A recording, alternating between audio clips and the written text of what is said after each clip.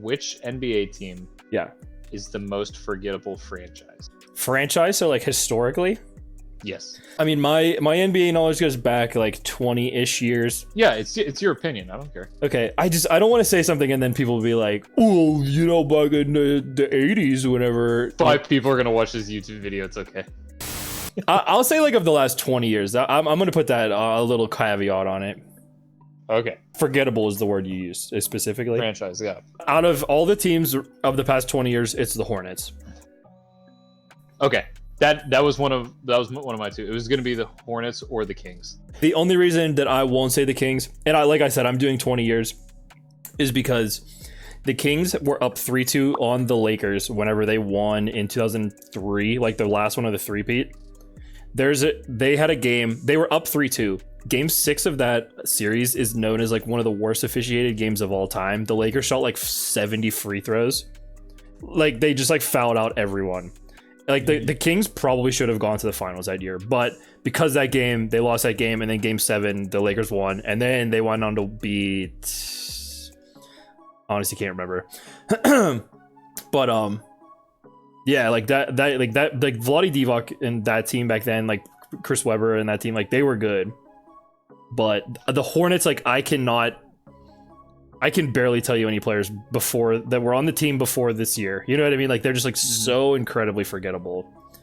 Like, but the thing I was gonna say is the only thing that the Pelicans, and honestly the Pelicans and the Hornets like moving, kind of is like honestly confusing me because I can't remember which team's history is which.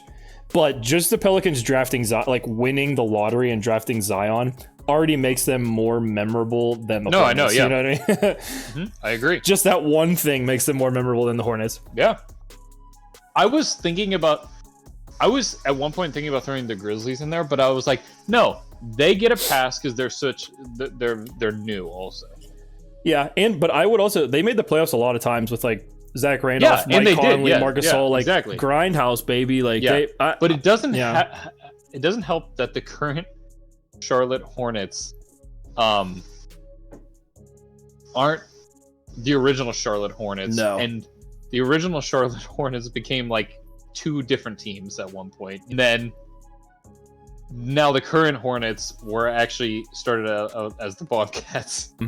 And they are run or owned by, you know, the most memorable basketball player of all history. Time. Yeah.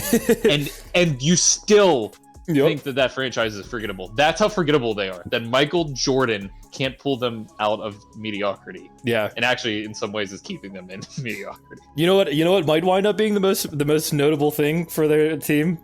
So Jordan recently like sold some of his share like stock in the company to this guy that was like a big hedge fund guy, and he was like really into like the GameStop thing, like lost so much money. So people really don't even know, like Jordan might have gotten into some of the business with them, so like he could have lost a ton of money like 2 weeks ago.